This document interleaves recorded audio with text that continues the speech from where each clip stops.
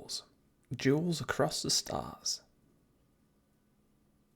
Episode 6 Faith of the Heart.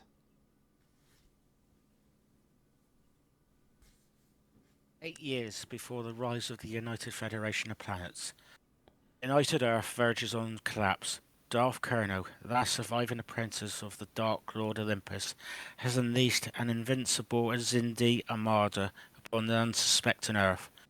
Crushing all resistance, the Sith Empire's war of conquest has left the TrekWars hosts scattered and vulnerable as we watch countless prequels in preparation for this episode. In the skies above the mid-rim world of Naboo, Star Trek fans engage the forces of Star Wars fans in a desperate effort to decide who has the best prequel moments.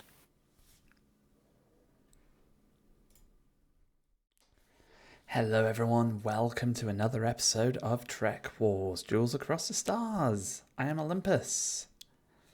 And I'm Ben Kerno, your other formidable host. I don't know where I was going on that one, but I wanted to speak us up a bit. Love it. This is a combination of a ranking episode, like always, and our way of discussing Star Trek and Star Wars through the verge of, or the way of ranking both of them. And as you've probably noticed, we've gone down the prequel route today. We all know the prequel trilogy from Star Wars because everybody calls it there. But if you think about it, prequels are all part of both franchises here, and hopefully that will come up in our own personal rules about the series. So, do you have anything else to say, Olympus, or would you want to go into your rules of your top 5 picks? Yeah, nothing else for me to really add to what you've just said there. My rules I've kept very loose again. They have to be prequels from a timeline perspective. So whatever the original version of the show or movie was that came out, the prequels for me is defined as episodes or movies set before that point in time. That's literally my only rule. How about you? Basically not far off mine rule. I did Google the definition of prequel, and I haven't got it written down now, but it is a story set before the original work, roughly. I'm paraphrasing. And I decided also I wanted to go for full hog, and I decided to Google the meaning of moments as well. So, nice. Which was a very short period of time, which I didn't actually think about when we came up with these topics. So, for me, this is a very short period of time, and I find that it depends on a combination of two things: how long is the film or TV show that we're watching? Is it short in that comparison, and is it usually shorter than the scene that it is in? And that's roughly where I've gone on those. I think there's one exception that might be slightly on here, but generally it is usually shorter than the scene I've decided with in my own picks. Cool. And we like a good exception. Yeah, definitely. Do you want to go first, Olympus, or? Yes, I would love to, thank you. So I'm going to kick off. I have ranked mine from 5, 4, 3, 2, 1 for once. I've actually ranked them. So I'm going to kick off with a moment from Star Wars Episode 2 Attack of the Clones. It is during the Battle of Geonosis, technically just as the battle was kicking off, and the very specific second or two's moment, so it is literally a very short space of time, is when Padme Amidala manages to jump off the top of a pillar and land smack on top of this beast thing and doesn't feel a thing. Now, how she manages that, I've got absolutely no idea. She has nether regions of absolute steel, and it's a scene I will always remember. So there's my number 5. Oh no, well, there was a lot of great scenes around there. Some, yeah, no, that was What actually didn't manage to injure herself doing that. Who knows? But again, Either several that, great moments. Yeah. either that, or she was just gritting her teeth like, I'm fine. Let's carry on. Yeah, definitely.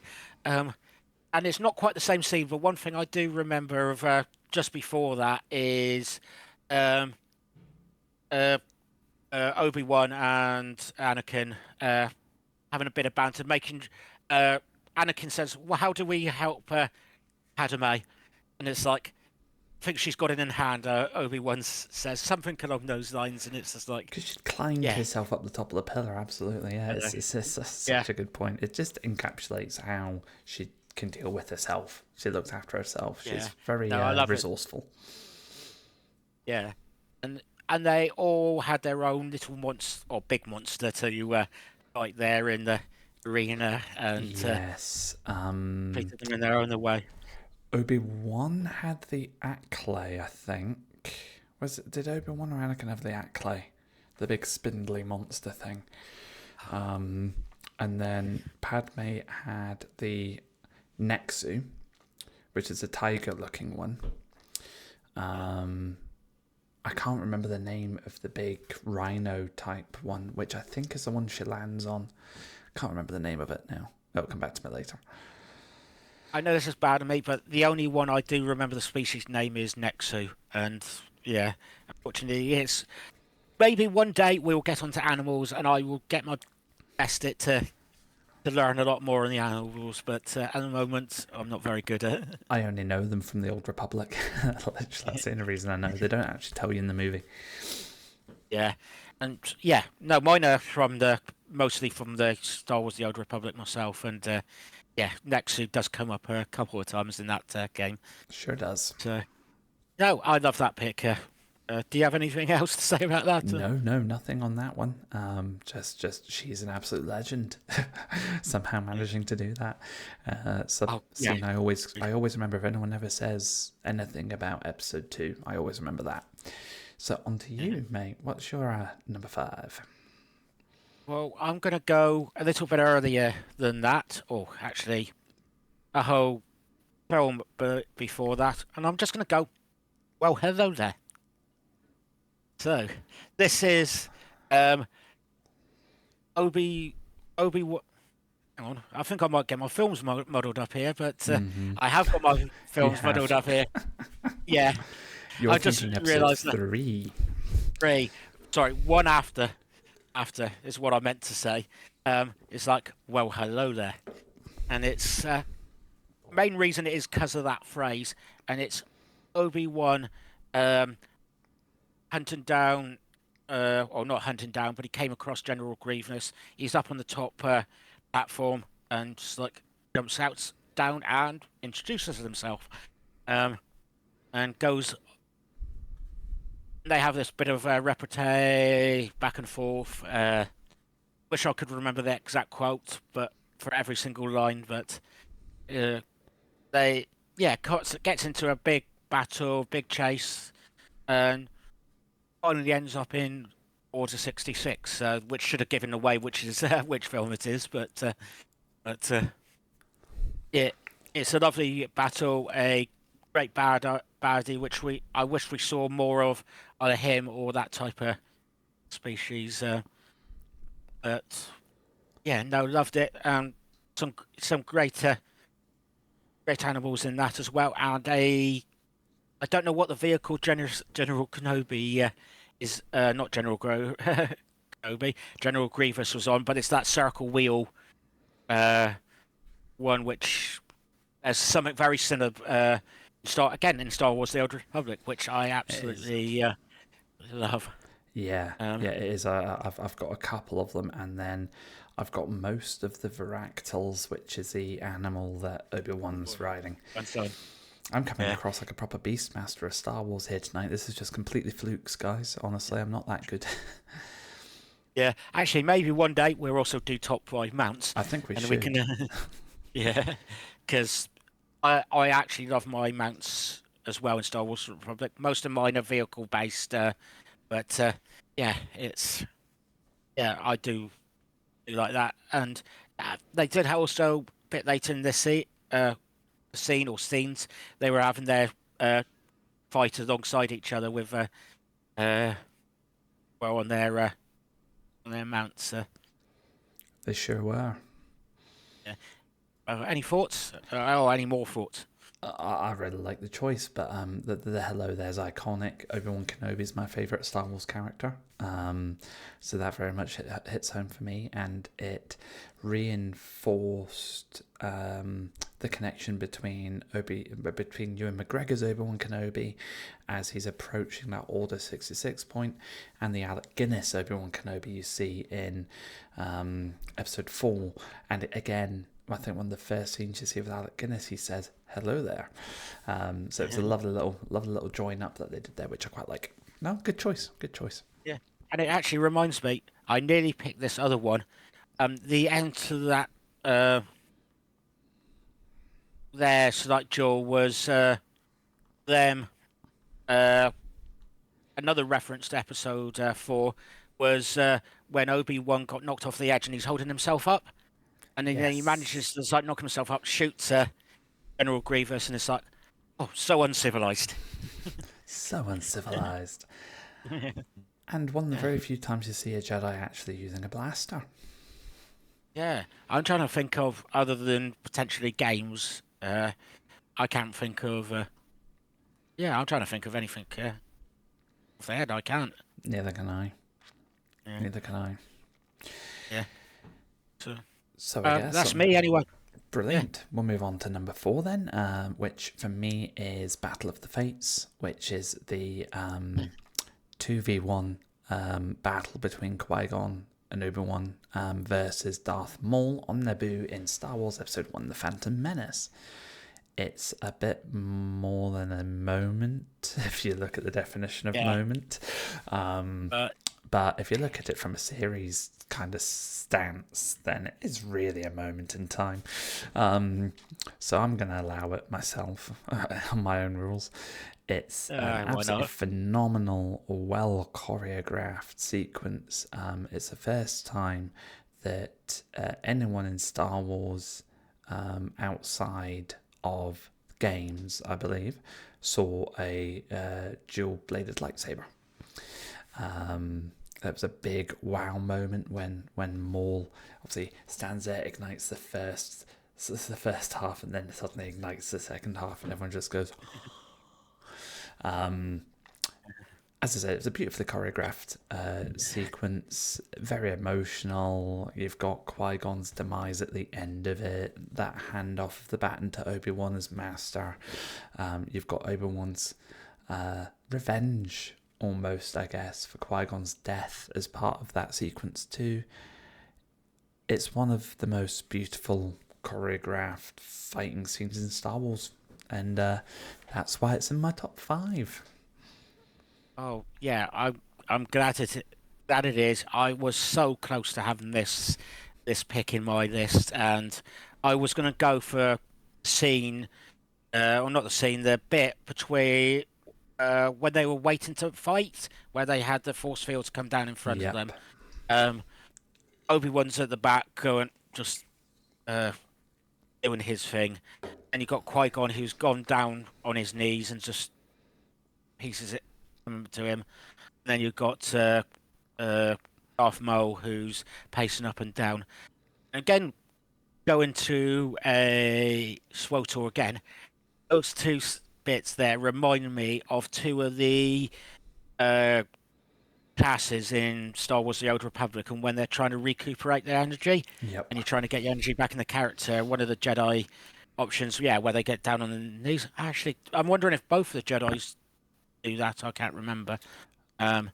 Definitely one of them, and the other Sith. One of the Sith does a Darth Maul like pacing up and down thing, and it's just like, yeah, great battle. I'm just trying to think of. I can't think of anything bad about that. And even when they first meet, uh, going from back to front, uh, it's like the door opens, and it's like Obi-Wan and Qui-Gon. It's like, we'll deal with that, and that the other other people of the Naboo government, whatever you want to call it, Naboo forces, go the long way around. It's like you've got Darth Maul dropping his cloak.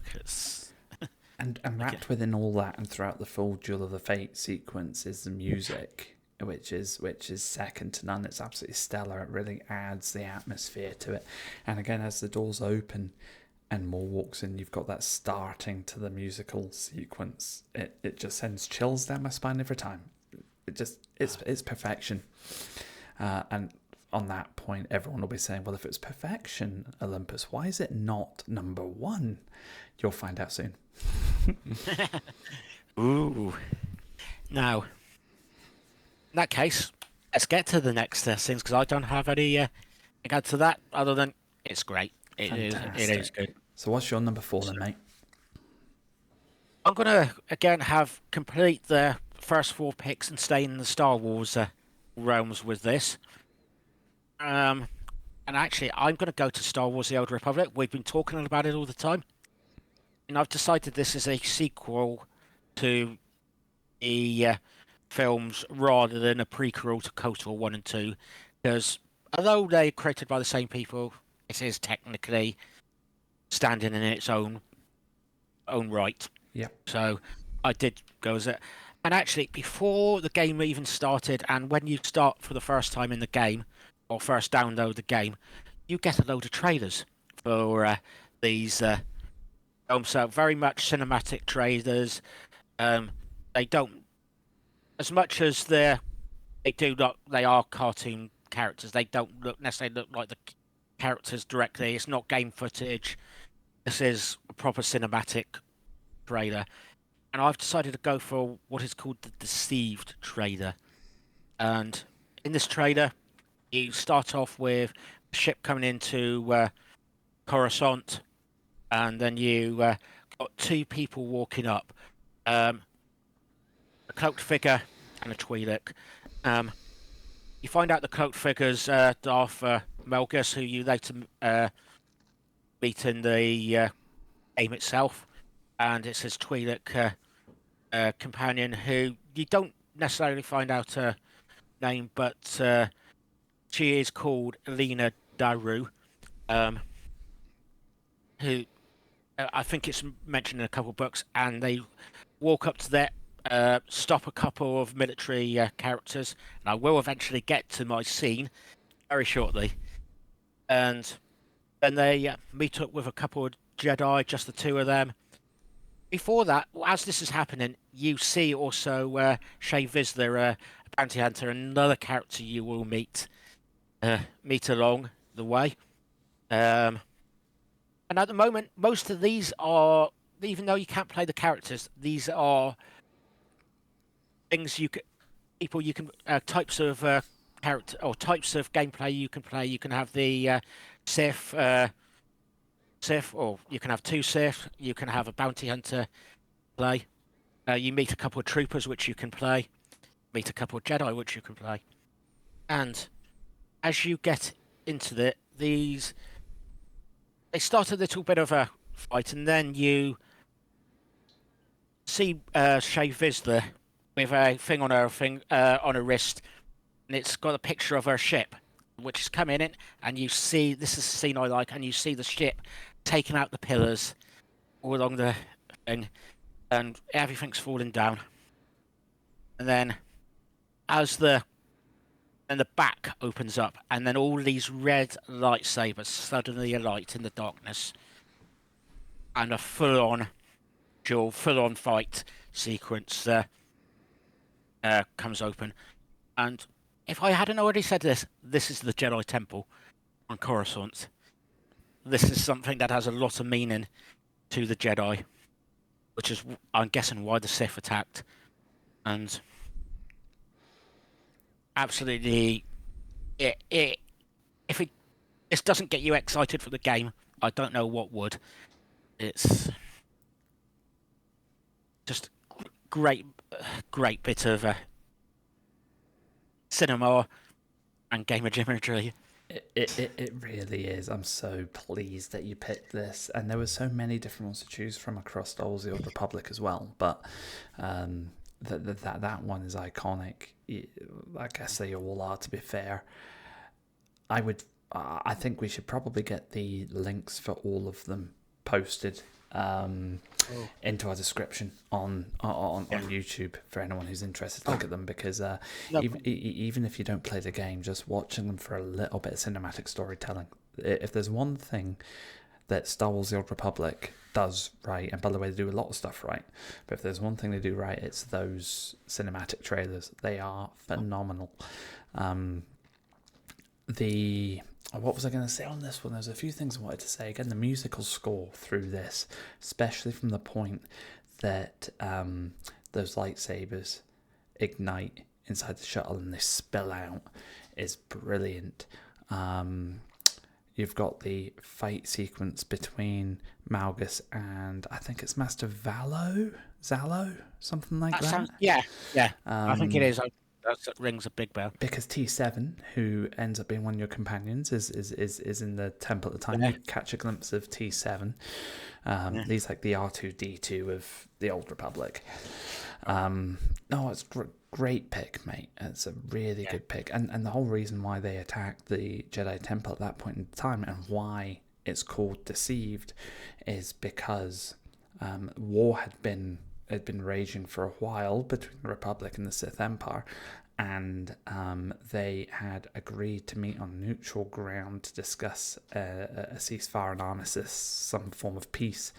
And Malgus took the opportunity to basically trick the Republic into going to that meeting at that location. It left the core worlds majoritively undefended. That allowed him to sneak that battalion of Sith, basically, right at the heart of the Jedi, and hit them where it hurt, and basically held the Jedi and the Republic to ransom, and forced the treaty negotiations in the Sith Empire's favour. That was the whole political reason behind it all. Yeah, and that's where you start under the Treaty of Coruscant at the beginning of the game. It's like that's just happened, and when you get to the second planet on the Republic side, you go to Coruscant, and you can actually go into that temple where they used to be. Because after that they moved to Typhon. The Jedi moved to Typhon, and that's where your Jedi stuck characters cut. But when you get to Coruscant, you can actually go to that temple and see the ruins. I'm so glad that they've made Tython canon now as well. I know they didn't portray it in The Mandalorian in the way that I maybe would have liked them to portray it, but Tython's a big planet, so it could have been any part of it. Precisely. And I'm just glad it's canon. The more that Filoni and co can do that, the better. But I digress. I'm sorry. Yeah. Great pick, fine, mate. I'm so pleased that you picked that. Cool. Yeah, I will put all the we'll put all these in the links below on YouTube, and also hopefully I'll have all Olympus's picks here there as well. But I definitely have my picks that I've managed to find on YouTube and I'll have that for links below. Fantastic, thank you, mate. Cool. Number 3. What about you, Olympus, on that? So this is a stretch. Order 66. Ooh. But what part of Order 66? Now, my notes, I've just put next to it all of it. I can't pick all of it because Order 66, when you amalgamate everything you see in Episode 3, then add everything you see in the Clone Wars, and then add the extra bits you see in Rebels, and then add the extra bits you see from flashbacks from Ahsoka, and then add the bits that you see from Jedi Fallen Order and Jedi Survivor, and it's just like, oh my god, it's like there's too many elements, so I can't pick all of the Order 66 pieces. So I'm going to pick one specific part of Order 66, and it's I'm not saying this is my top one. It's just because I have to pick one, and that is the scene where Anakin walks into a small training room in the Jedi Temple, and all these little Padawans appear out from behind the chairs, and you just have this one wee blonde boy going, Master Skywalker, what are we going to do? And he just ignites his lightsaber, and you know what he's going to do, and it just encapsulates his fall as completely as any other scene probably could.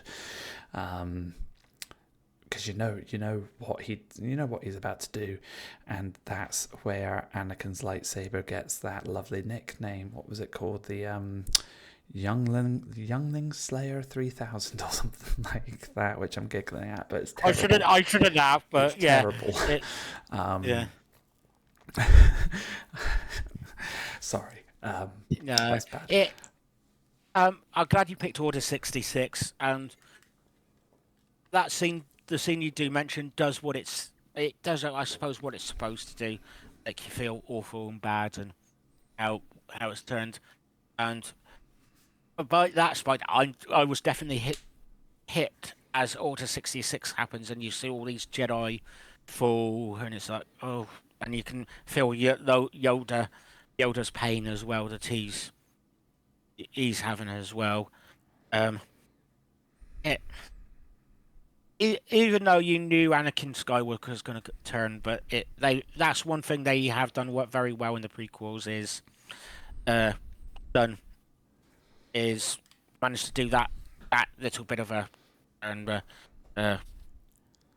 that bit very well with him, the younglings dying, and Yep. I don't want to dwell on that, to be honest. Is the honest truth, but no. As I say, it's a tricky one to pick, but it does the whole sequence and the whole purpose behind sort of showing the viewer what's become of Anakin. It does that very well. I guess another scene which almost hit that point for me is from Star Wars, the Clone Wars.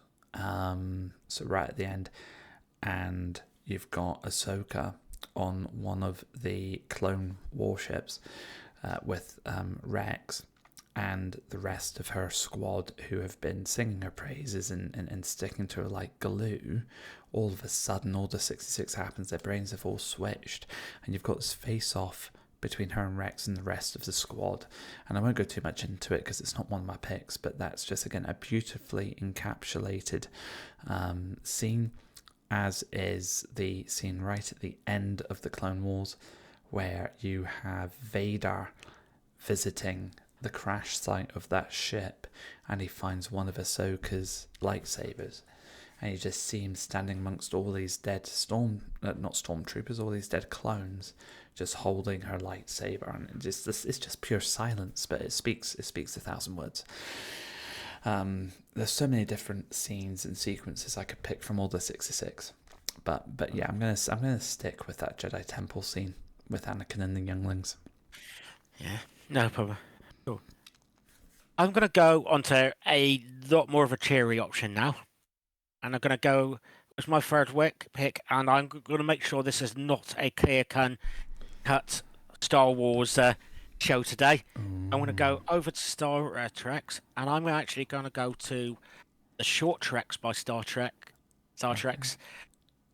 So back in the day, just to give you a bit of a premise, when Discovery came out in between the seasons, they'd done a couple of very short episodes, like maybe 15 minutes long. Some of them varied back and forth a little bit on various topics. Some of them were involving the Discovery crew. Some of them was the characters before they were on. But this one here came after. I think it came after season 2. Actually, I can't remember if it was before season 2 or after it. But it's called Q&A, and it's where Spock first comes aboard the Enterprise to serve. And he is with number 1, who we later find out is called Una Chin Riley. And actually, he works out in a question and answer session, which number one gets him to do. So, like, you have to ask lots of questions, and you've got to try to get me fed up. Um, he managed to work out her name was Una. Um, but the scene I wanted to go for on this was actually when they were stuck in the turbo lift, and number one was telling him he has to restrain his freaky occasionally, and that wasn't meant in anything bad. This was also to her and other people. Possibly Captain Pike was his horse love of horses as well, and it was like Spock came up with the logical question. Didn't have to say it. It was like, "What is your freaky number one?"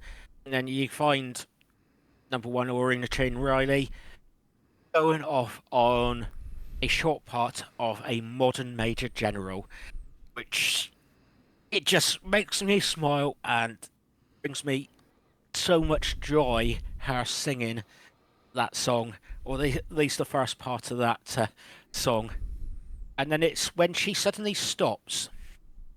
Oh, there, and it's like she just sees their Spock just staring at her, not doing anything, very spoken looking, and she's like straightens her top, and it's like, okay, I may have gone too far here, and then Spock starts singing and joining into her with her modern major general, and this is you see him probably only the second time you ever see him smile. The first one being the original trailer for TOS, and it's like, and then they after getting to the end of this, they get interrupted, and it's like you hear somebody in the background who are rescuing them. It's like, sure, I heard them laughing, and these are the two characters you don't expect to laugh in this, like Spock being broken and number one being a stickler, a professional when it comes to that. A bit of great bit of Gilbert and Sutherland and Star Trek, in my opinion. That makes me so happy. Yeah.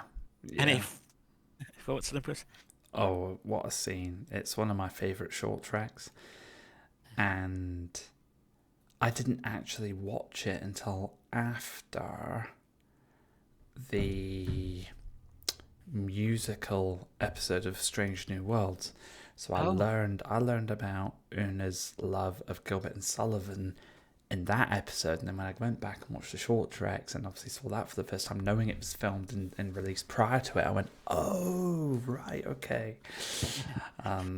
It's just such a nice episode, and it brings those two characters to life in a lovely way. And I think, it's great because they set it in an elevator that they get stuck in, and elevators are the most awkward of places before you get stuck in one. So yeah, I just love the irony rolled into it as well. Great pick. Yeah, and as you sort of mentioned it, but not with that episode, but with the second episode of that series, you've got Una Chin Riley on having a court martial, and Spock is basically being a character witness for Una, and it's like, is she somebody who hide? Is she? I don't think it was. Is she somebody who hides something? Did she ever keep anything to herself? And he went, yes. You had that pause, and it's like, actually, what? Oh, her love of Gilbert and Sullivan. Which I forgot he said that. You're right. Yeah. Exact reference to this, and it's just like, yeah, just loved it. Brilliant pick, mate. Nicely done. Yeah. Again, I'll put this in a chat, so well worth a watch or listen. Oh yeah, especially the song, the modern Major General song. She rattles it off with perfection. I've always wondered how many takes that took. Yeah. So, what's your number 2 pick, Olympus? So, sticking with Star Wars again, I know, shock horror. That's 4 for Yeah. 4. Star Wars on my side. The battle over Coruscant from Star Wars Episode 3, Revenge of the Sith. It's the opening sequence where you've got the 2 Jedi starfighters flying above the clone warship, the Venator class, and they swoop in, swoop out, then they tilt themselves up, dive down, and it just opens up to that space above Coruscant where it's just an absolute firefight between the separatists and the clones. The musical score, the special effects, and just how they've brought all that together was absolutely beautiful, and it leads to a series of different sequences, which encapsulate, this is my word for the night, which encapsulate just how close Obi-Wan and Anakin have become, and also how witty and brotherly they both are is very, very nice. But it's just the sheer coolness of that sort of entrance to the movie. It's probably my favourite opening sequence to pretty much any film, let alone Star Wars or Star Trek. And yeah, just watching it for the first time in the cinema was phenomenal. It just gave me goosebumps. It was brilliant. I don't really have much more to say than that. As I said, the special effects, the music, and again that character development between Obi-Wan and Anakin, all of it was perfect. You will probably guess from my first sentence here. I think this is a great scene. It's brilliant. Yeah, goosebump moments, then flying together. Even Anakin trying to get the butter strides off Obi-Wan's shuttle ship. Yeah, I absolutely loved it. And again, I found it hard to do this one, but the part of this that I nearly considered putting on this was when they actually landed on the ship, on the Star Destroyer, and they both slid in. Obi-Wan jumps up straight away, starts taking on the droids. Then Anakin's just taking his time, taking off his belt, waits for the ship to come along, and then jumps out and takes on all the droids that were there. I honestly don't think Obi-Wan could wait to get out of the ship. He hates flying. His character just hates flying with a passion. I didn't think of it in that way, but you're probably right on that. That's more nearer the truth, actually. It's like you can't hurry up for that. Actually, another bit that I nearly put in that, which is a lot later in the scene, is after they've rescued the Chancellor and come back, is when they're trying to take Chancellor out, and ship starts going on a tilt, and then they get in the shift, start running down the shift shaft with Obi-Wan over Anakin's shoulder. Then it's like ship starts tilting back again, and then Anakin's holding on for dear life with Obi-Wan who's on his shoulder, and then suddenly wakes up and it's like, then he falls off and it's like, what have I missed? Yeah. Whoa. Love that part. Did I miss something? Yeah. You do quotes a lot better than me on this one. I've seen the movies too many times. Yeah. That's the problem. Yeah. Again, yeah, that bit is on my was on my short list. And you can probably measure that out, and I haven't got that in, but I considered it definitely. Brilliant. Go on then, mate. What's your number 2? Oh, I am gonna go back to Star Wars, and if you've watched our episode 1, you may guess one of my favourite moments from this. And I'm gonna go to the planet of Robani, where there's an Imperial Labour camp, and I'm just gonna say, congratulations, you are being rescued. Please don't resist. And this is from Rogue One. One of my favourite scenes, moments, and it just made me giggle so much, is when Jyn Erso is being rescued, she's her father is creating the Death Star to see if she knows anything.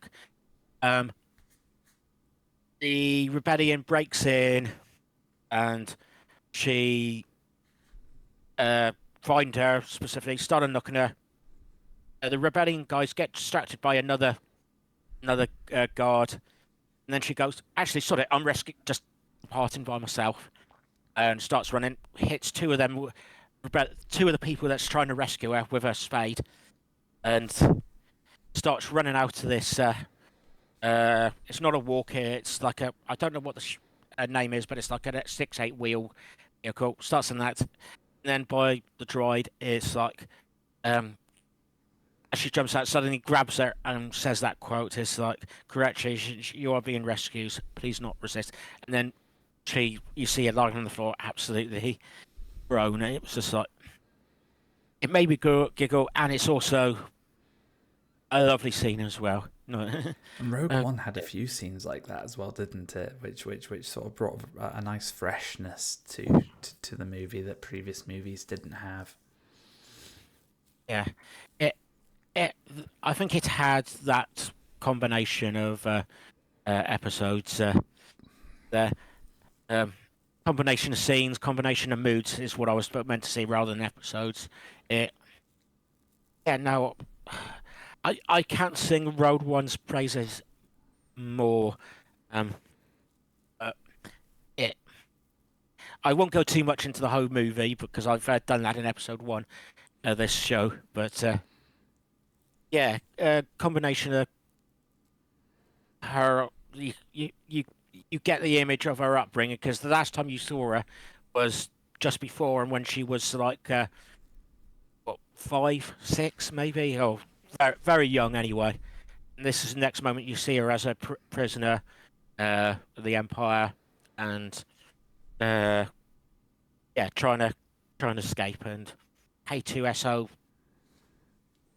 does his best with his dry sense of humour. Maybe it's because I like dry sense of humours, but that was great. So, any other thoughts? I couldn't add anything more to that, mate. You've done that complete justice. It's just a brilliant scene. As I said, there are a few like that in Rogue One, but I can see why you picked that one. It's a movie that I feel was really underappreciated in its time as well, by myself included. I think I've said that in episode 1 as well.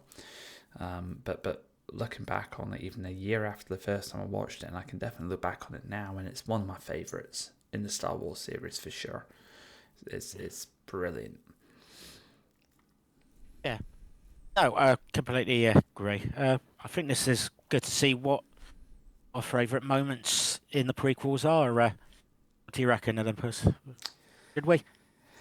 So, my number 1 is also Star Wars. I've not... Our first 5-0 fire person.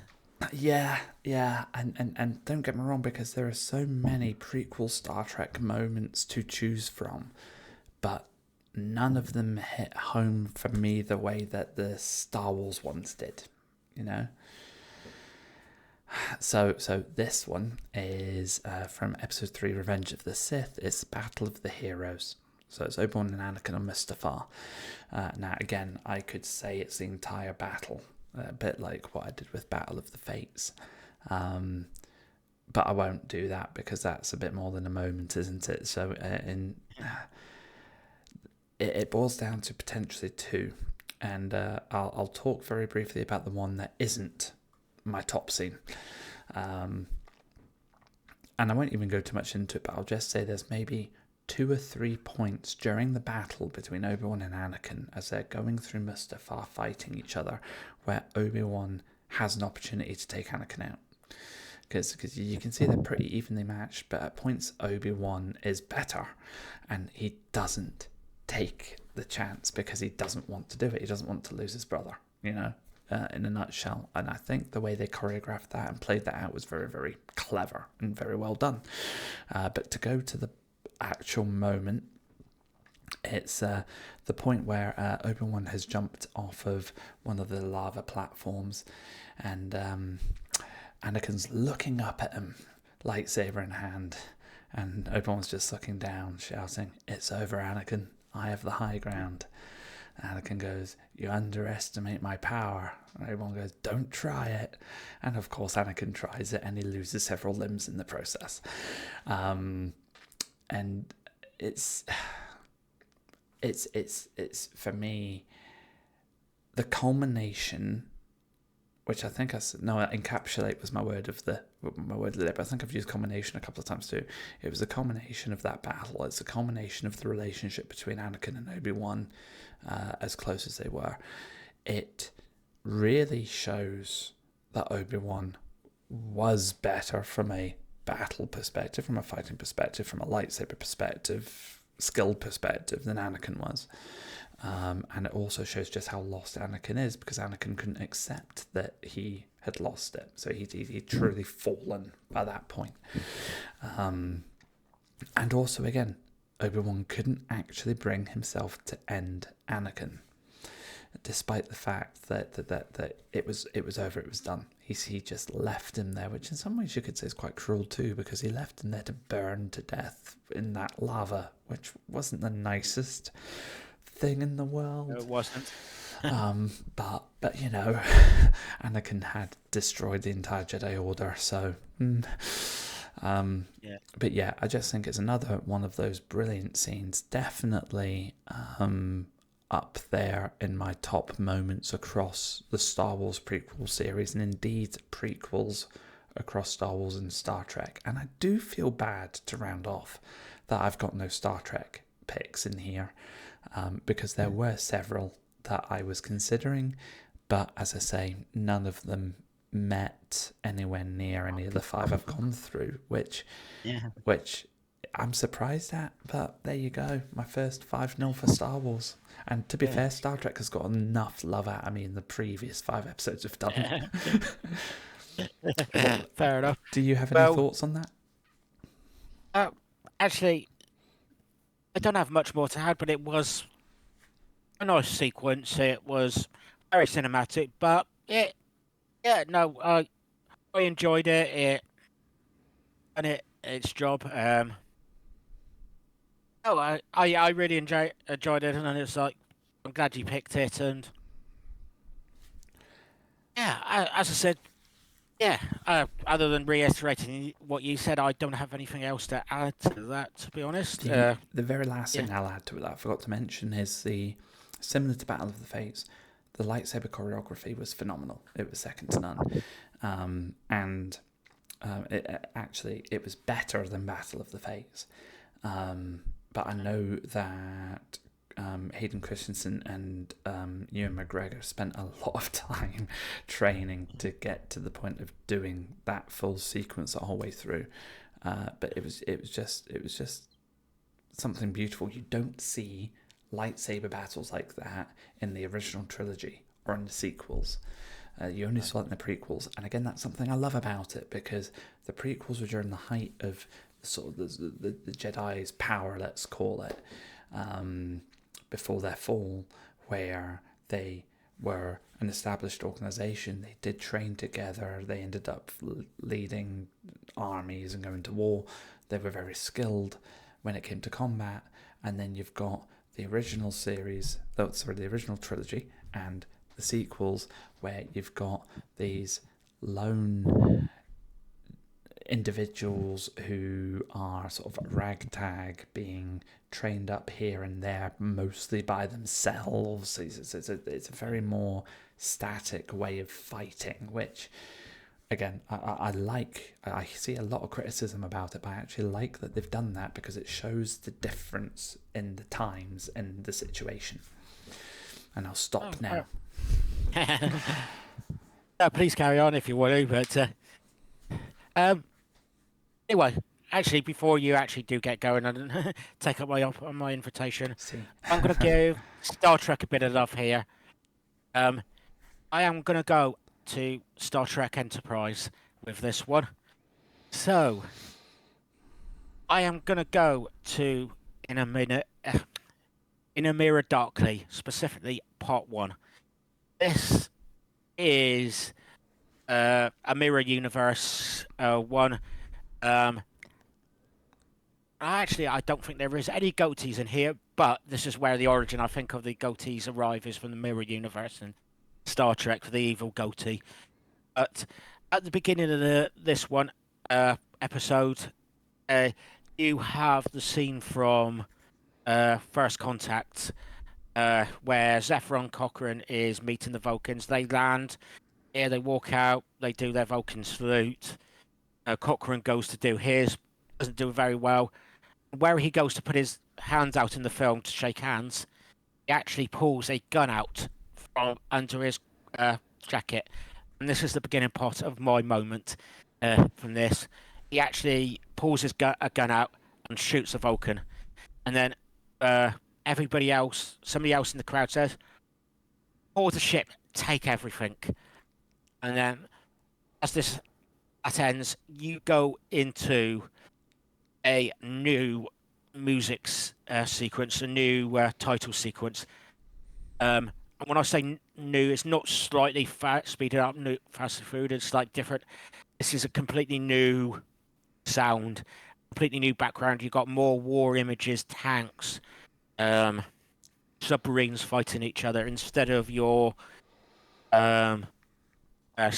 normal first aeroplane, Wright's aeroplane, the other Enterprises, the Phoenix, such like, and the exploration of space. This is a completely different tone, the start of this, and it really made me think, wow, this is interesting.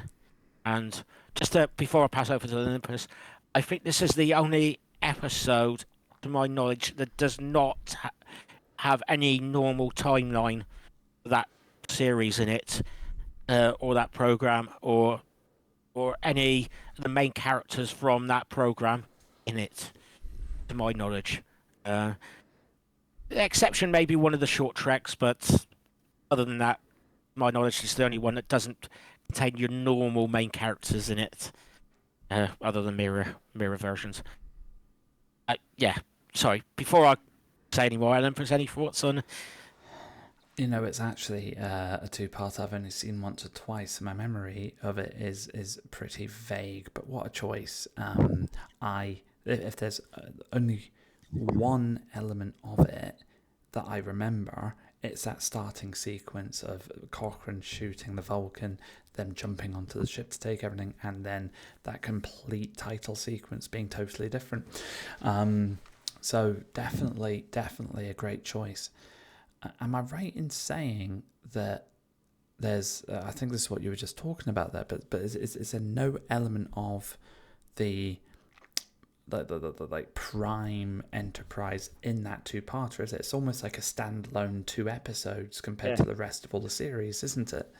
Yeah. So, the only parts that go back to the normal timeline is they look up their characters in the new normal universe, and I'll tell you why in a minute, how they get that information.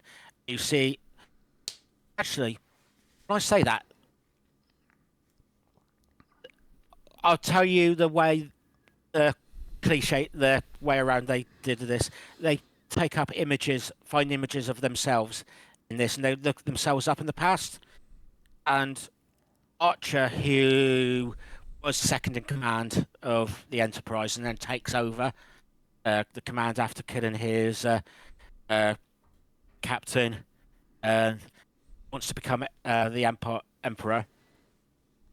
He has almost a ghost of the real Archer in the background, talking to himself, saying, "This is the perfect image of Archer. This is like, you've got to do it this way. You've got to do it the Federation way, run this."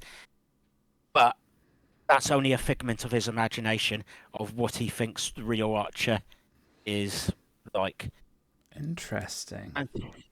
And they get this information actually from the USS Defiant, from the TOS series, that got moved in time from the original series.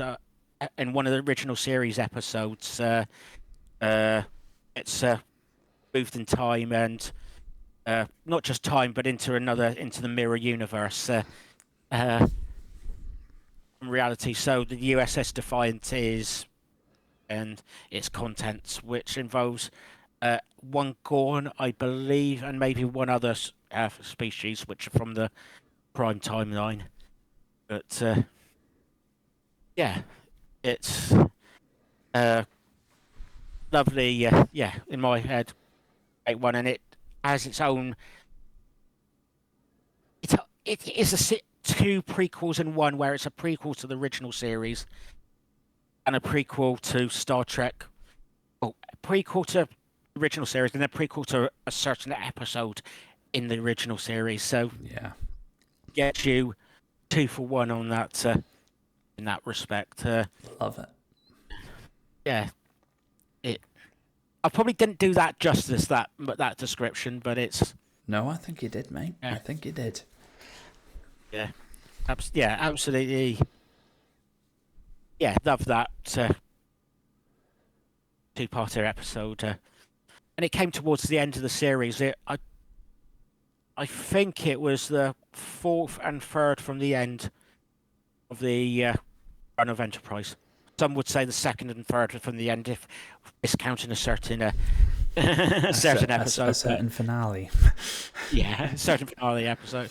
Oh, actually, no, I get that wrong. I've got my facts wrong, because the finale, the second and the third from the end was actually another two-parter, I believe, if I remember correctly. So fourth and fifth from the end, or third and fourth, depending on how you're counting it. Yeah. Awesome. No, thank you for that, mate. I guess Yeah. summary time, isn't it? So, Yeah. my number 5 was from Star Wars Episode 2. It was a Battle of Geonosis and Padme's landing on that beast. Number 4 was Battle of the Fates from Star Wars Episode 1. That was the battle between Qui-Gon, Obi-Wan and Maul on Naboo. Number 3 was Order 66. I'd like to say all of it, but in particular the scene where Anakin enters that Jedi temple training room with all the younglings. Number 2 was the battle over Coruscant from Star Wars Episode 3 as well. The Jedi Starfighter entrance, specifically where they're flying over the Venator class and then deep dive down into that absolute scene of carnage with that battle between the Republic and the Separatists.